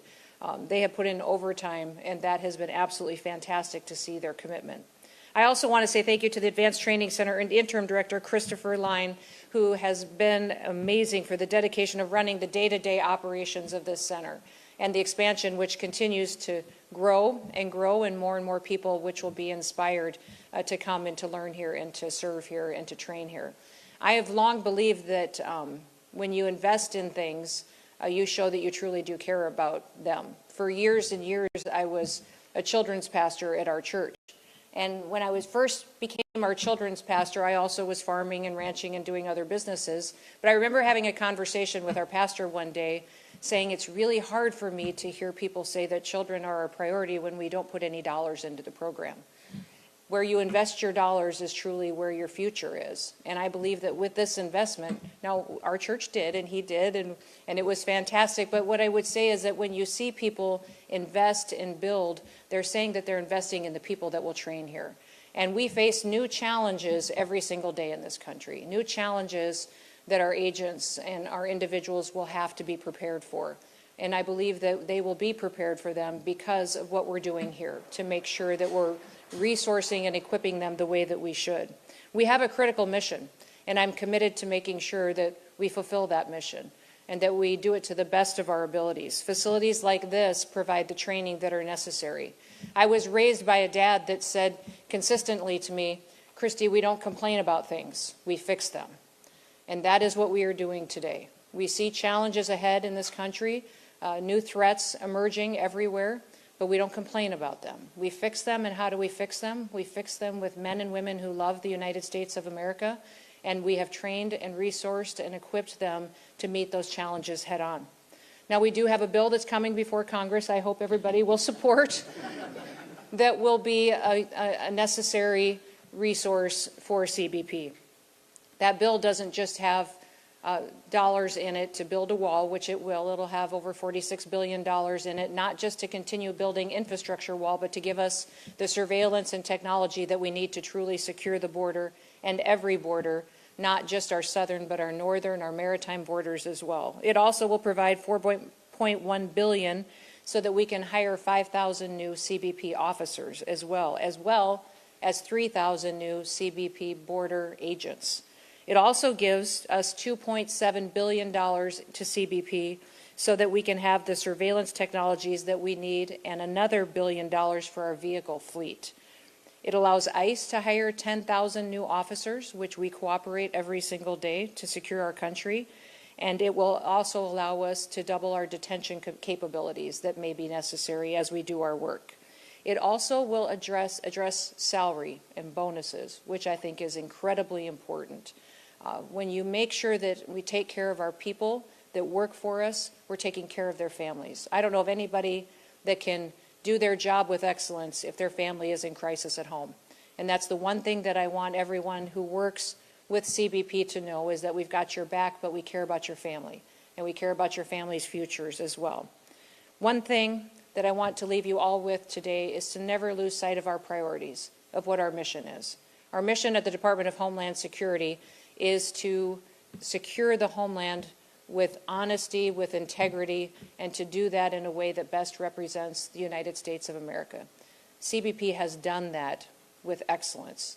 They have done their job and overachieved anything to which I could have thought was possible in such a short period of time this training center is going to allow us to do even more far into the future. So thank you for wrapping your arms around this facility and the people that will train here. Thank you to the chaplain for praying over this building and the people that will train here, that God's hand and that this hedge of protection will be over them. And I'm so honored that you invited me to be with you today to celebrate this. This is a special day, and it's a special day not just for CBP, but for our country. May God continue to bless you, and may God continue to bless this great country, the United States of America. Thank you.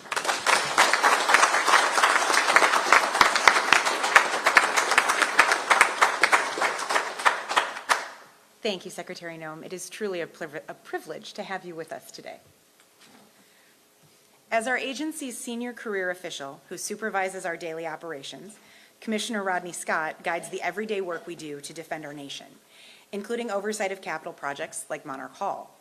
At this time, I invite Commissioner Scott to the stage. Sir, the floor is yours.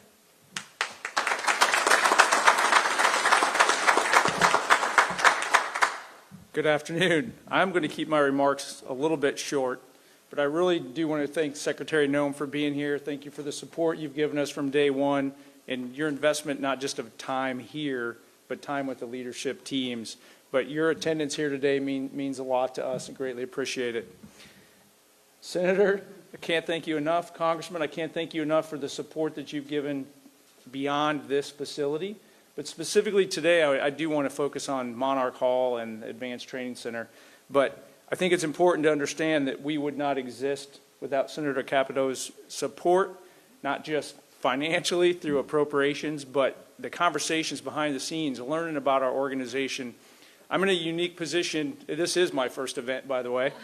I'm in a unique position coming up through the organization where I got to see the senator come out in the field when I was a sector chief, and she just wanted to learn. I want to thank you for that, because that is really getting to know what's behind the curtain is the important part. There was prepared remarks for me up here, and I'm probably going to blow them off. That's kind of the way I usually do things. Because as I was listening and I was walking around, even talking to some people coming in here, I want you to know how important this facility is. Not just Monarch Hall. We're here to do a ribbon cutting on Monarch Hall, but can't even say it. Monarch Hall is just one more spoke in this wheel that CBP has of investing in its people, investing in its culture, so that we can provide America the best border security we possibly can, effectiveness and efficiency-wise. And I'm a product of ATC. So I kind of want to focus on that, I think, today a little bit. And I'm going to apologize for all the people that wrote my notes. I'm going to blow them off. But I want you to know that all the success in me becoming commissioner really does come back to this. But it's not, when you say ATC or Monarch Hall, it seems so singular. And I think we forget, because I had a list of people I'm supposed to thank here, and I'm going to highlight a couple of them. But for every name on this piece of paper in front of me, I've learned from being in this organization for years, there's countless people behind that individual that did the real work. As the commissioner, I'm going to get a lot of credit and a lot of criticism for a lot of things that other people do. But I'm proud to do that because I love this organization. I actually was willing to come back because a lot of what happened here at ATC. So let me give you a little behind the curtain. So for those of you that forgot, U.S. Customs and Border Protection was born out of the ashes of 9/11, and some agencies were shoved together that didn't necessarily want to be together at that point in time.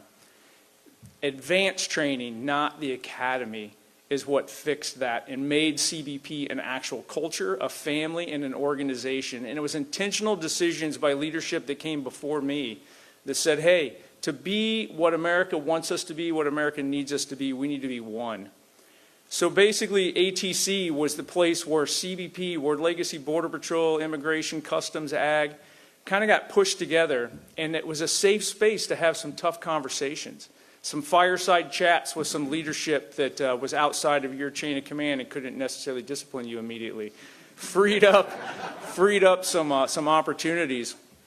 But I want to thank the leaders that came before us, and I really want to thank the leaders that are sitting here in front of you.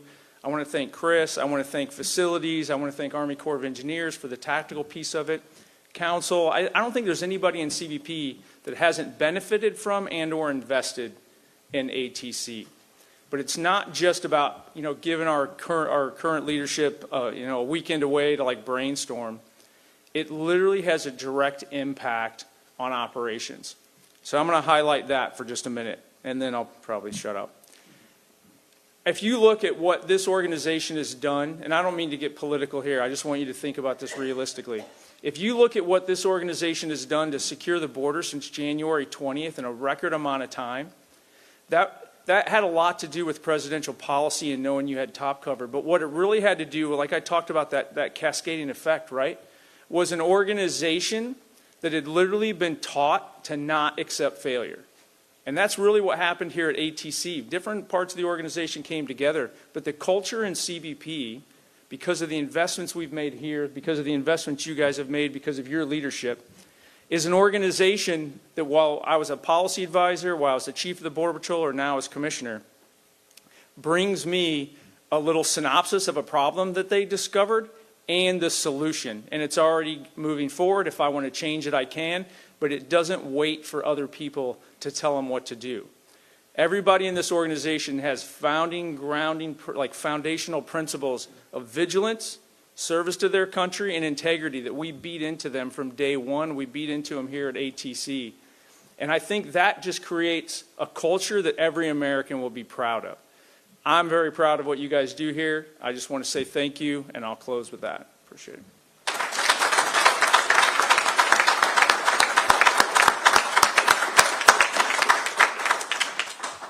Thank you, Commissioner Scott. Our next speaker is the Honorable Shelley Moore Capito, U.S. Senator from West Virginia. Senator Capito, a West Virginian through and through, has had a distinguished career of promoting excellence in West Virginia, be it through higher education or in the public sector. As former chairwoman and ranking member, and now current majority member of the Senate Homeland Security Appropriations Subcommittee, we appreciate Senator Capito's commitment to understanding what we do along the U.S. border and beyond, and for supporting our mission. We are again very thankful to have her help in securing the funding for this project when she was chairwoman. Without further ado, let's welcome Senator Capito. Well, thank you very much for the warm introduction, and I am so happy to have the Cabinet Secretary here, who I call Kristi, because we served together for 4 years and we've known each other. She's an excellent governor in her home state of South Dakota, and just a really warm, as you can tell, very warm and dedicated and great family person as well. So it was fun for us to fly out and do some catching up to do. Rodney I met out in California when he was the sector chief out there, and I cannot tell you how excited I was when I saw that he was going to be the nominee for this position. He knows that. I was going to ask you, when did you start your training? 1992. Things have changed since 1992. And think about it. He's seen probably a lot of different things. So he knows, I think there's nothing better than a person to lead an organization that knows the organization, knows what it's like to be that first trainee when you're first trying to get your feet wet, knows what it means to be probably assigned to a place you really don't want to go. How do you explain to your family, but also the different problems that are coming across the desk or out in the field. So, Rodney, congratulations on your nomination. You're right, confirmation's not easy to go through, but you have a great mentor here. She's just terrific. Great to be here with Congressman Riley Moore, who is my nephew. And so I was thinking about all the people that I've known so long. I've probably known him. I definitely have known him longer than anybody else. 1980, July 1st, yes. It was his first grandchild in our family, so it was a big, joyous day. But I'm so proud of what he's doing here. He lives right here in Harpers Ferry, which really makes a difference. But Riley's, as the Secretary said, he's a star and he's going to do well. We're both on appropriations, which is kind of a nice tag team situation in terms of being in the Senate, being in the House, so we have constant communication as well. I will bring back to Senator Katie Britt, who chairs that committee, She said, thanks a lot for leaving that. I went to a very non-controversial committee to chair, health, education, and labor. Woo! I might come back to Homeland Security. Yeah, Homeland Security is looking maybe a little bit easier now. But anyway, this facility is fantastic. We've been out here more than a few times. We brought a staff retreat out here several years ago so we could see really on the ground what occurs at this facility. And as a West Virginian, my frame of reference, different than these guys, is that West Virginia frame of reference. It's great to have everybody have a touch of West Virginia when they come here, but it's the economic opportunity that the center brings to this region of West Virginia. Many of the folks who teach here and work here are now native West Virginians and live here. And so for us, this is just an incredible facility to watch it grow. And the Monarch Hall is, I was trying to think, is the Monarch butterfly our state butterfly? I think it is. It is. All right. I didn't win the Golden Horseshoe contest, but that's our West Virginia history contest. But anyway, I thought that's our state butterfly. I don't know. Does South Dakota have a state butterfly? They migrate through South Dakota. Okay, there we go. There we go. That's how we got it. Yeah. But anyway, so I'm really proud. When I think about what's coming across the border, I mean, really, I can't say enough praise for President Trump and the Secretary and what they've been able to accomplish in the last 5 or 6 months. It takes a will, an incredible will, a steel will, to move forward in an aggressive manner, to be able to make the changes as much as they can without Congress acting, to be able to really change the face of particularly the southern border. Our state of West Virginia is particularly affected by the fentanyl that comes over and across the border. We know our fellow West Virginians, we've lost too many to the scourge of fentanyl. Family members, church members, neighbors. It knows no boundaries, no economic boundaries. Nobody. I can tell you, my daughter went to high school in Charleston. She's lost probably 15 people. She's 39 right now. 15 people in and around her age group, either a year above her or her year or the year below, in that one single high school to the overdose of fentanyl. I mean, that's just unbelievable. It's horrifying. So that is a challenge that we want to make sure that the Border Patrol is ready to meet the challenge. The technology is evolving huge here. And lastly, I'll say this. I'm getting a lot of kudos for bringing $32 million, which is pretty good. Senator Byrd would be very happy with that. But you have to remember, this is our money coming back to us. This is not my money, or honestly, don't tell President Trump, it's not the president's money. It is our money coming back to where our priorities are. As the Secretary said, we set our priorities and that reflects who we are. And so to have the training that we have here, to be able to have so many people touch West Virginia and be a part of West Virginia and always have a bit of West Virginia left in their heart, no matter where they go across this country, is a great thing for somebody who is a native West Virginian and loves it like we all love our home states. So thank you so much for coming out today. It's been remarkable that you would take the time. I was kind of fully waiting for her to cancel because of all of the other things that are going on. But I will see the best decision, besides the Secretary coming here, is whoever made the decision to not have this outside. Now, that shows you how smart everybody is here at the training center, because off that pavement, it'd be 100, over 100 degrees probably. Anyway, I'm so proud of everybody. Thank you, and let's keep up the good work and make sure that we do as we want, and that's securing our borders and making sure that we can have that American way of life that we all love and cherish. So thank you all very much.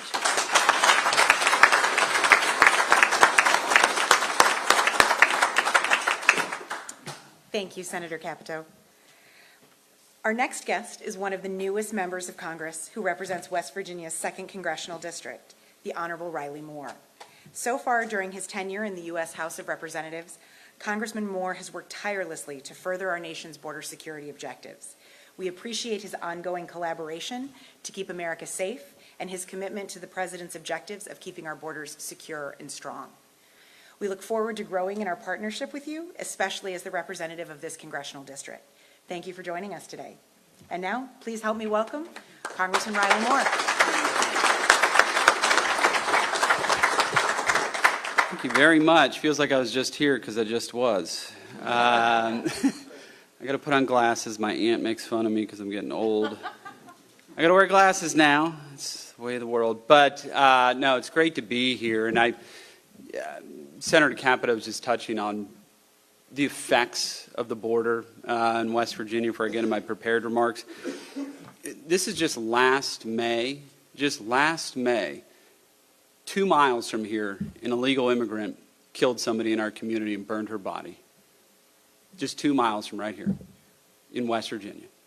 It's really hard to believe, so it feels like every state is a border state, to be honest with you, with the effects that it's having on everybody. But on that somber note, I do want to say it's a pleasure to be back here at the CBP Advanced Training Center, to be part of Monarch Hall. That is kind of a tongue twister. Monarch Hall ribbon cutting. This new facility is crucial to expanding the good work of the CBP that's been ongoing here in West Virginia.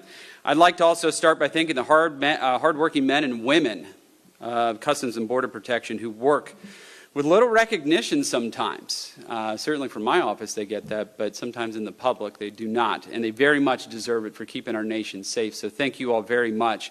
I also want to extend my gratitude to Senator Capito, Aunt Shelley, who has used her position on the Appropriations Committee to secure this funding for this great facility that we have here. And I'm so proud to be the only freshman member of the House Appropriations Committee. And I look forward to working with the Senator and you all here at the Advanced Training Center to further expand and continue the mission. I'm also grateful, so grateful for Secretary Noem for being in Harpers Ferry, West Virginia. Thank you so very much. I live 5 minutes from here. Somebody told me last month, Secretary of Homeland Security is going to be 5 minutes from my house. I wouldn't believe it. But here you are. So thank you so much for being here today and your unwavering support for law enforcement, particularly CBP and the Advanced Training Center here in Harpers Ferry. The previous administration, though, certainly had no hesitation leaving the border wide open for the last 4 years and throwing our brave CBP officers and agents under the bus. Simply put, they just didn't let them do their jobs. And this has had grave consequences. Over those prior 4 years, millions of illegal immigrants poured across our border. This includes tens of thousands of special interest aliens who we know pose a national security threat to our country, including known terrorists that the previous administration gave free rein to cross the border and to disappear into the interior of this country. Last year, the FBI arrested several of these individuals for plotting a terrorist attack. How many are still out there planning those right now, particularly given the recent events in Iran? Well, thank God that we have Secretary Kristi Noem here taking care of these things and keeping us all safe, so thank you for that. But, you know, it turns out that we didn't need legislation to fix any of this. We just needed a new president. That's all we needed to be able to fix this, and a new administration to come in, and a president who would let you folks do what you do best, protect our border and keep Americans safe.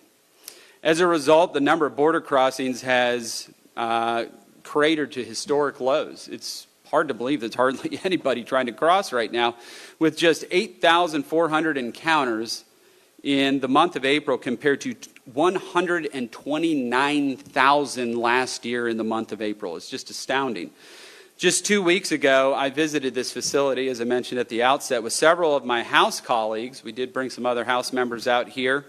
While here, I tried the training simulator, which allows instructors to gauge officer and agent responses to lifelike situations without putting anyone in harm's way. You were there for that, so you can attest to this.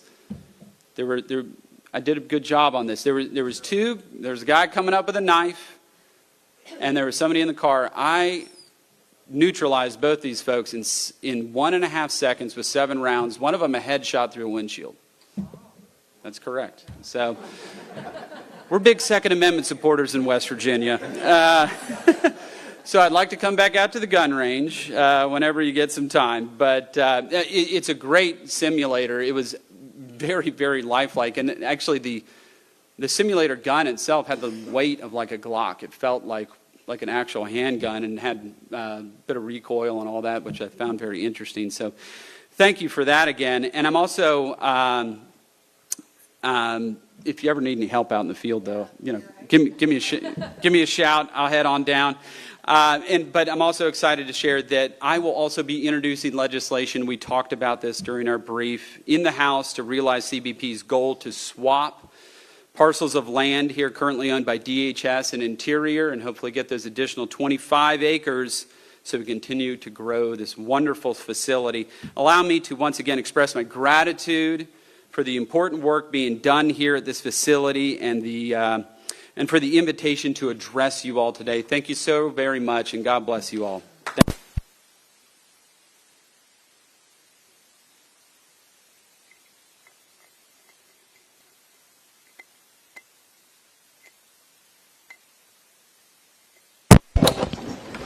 I now ask Assistant Commissioner Yvonne Medina to come forward and present the ceremonial key to Assistant Commissioner Chris Hall.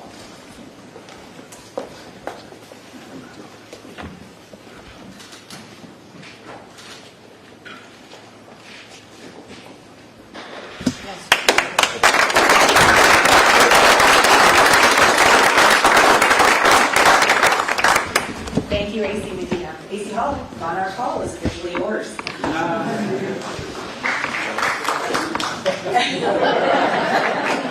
At this time, I ask the representatives from the Capito. Sir? Yep.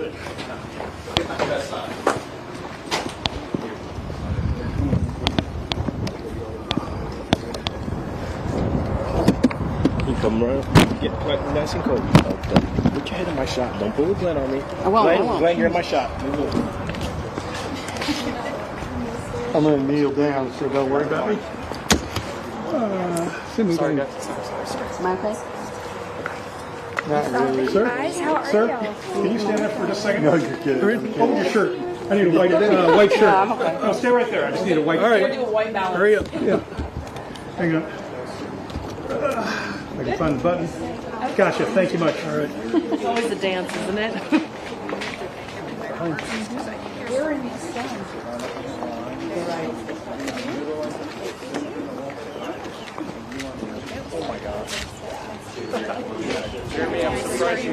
Yes, absolutely. Big enough? These things are Big very enough? sharp. So Shelley and I will pretend. All Yeah. three of us are supposed to hold these things. Get our hairs. Please.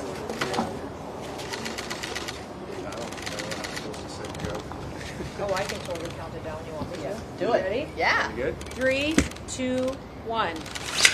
God, please, follow through.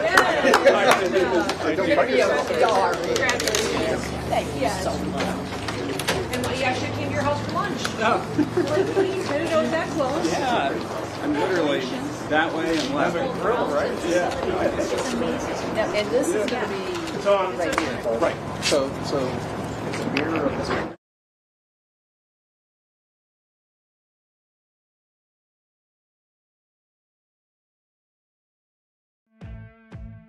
Welcome to Right Side Broadcasting Network, your trusted conservative news outlet. At RSBN, we deliver the truth when the mainstream media falls short. Since 2015, we've proudly broadcasted every single one of President Trump's iconic MAGA rallies, bringing you the excitement and energy live before anyone else. By watching RSBN, you get an unfiltered front row view of the action on the ground. We interview the crowds to give a voice to millions of Americans just like you. We show you President Trump's speeches in their entirety, free from interruptions and censorship. We cover the stories that matter to you with the integrity and passion you deserve. Thank you for choosing RSBN as your home for America First News. Together, we stand strong, united, and informed, so join us and be part of the right side of history. Hey y'all, it's Silk from the Diamond and Silk Chit Chat live show. Look, don't forget to check me out right here on RSBN Network. Be sure to watch the show on Right Side Broadcasting Network, and I want you to support Right Side Broadcasting Network. Yes, it's imperative that you do so, okay? I look to see y'all soon. Bye-bye. To celebrate our newest launch, Rev 7, I'm bringing you an amazing introductory offer, plus an exclusive overstock sale that you're not going to want to miss. Rev 7 is our premium energy drink that tastes great and gives you energy all day with no jitters and no crashes. That's because there's no sugar and no caffeine. I'm so sure you're going to love Rev 7 that for a limited time you can try our 3-pack absolutely free. Or check out our Percale bed sheets. I can't believe I'm even going to say this. Every color, every style, every size, only $29.88. So go to mypillow.com or call the number on your screen. Use your promo code to save 20% on our Rev 7 12-packs or try our introductory 3-pack absolutely free. And our Percale bed sheets, all sizes, only $29.88, even the queens and kings. Inventory is extremely limited, so order now.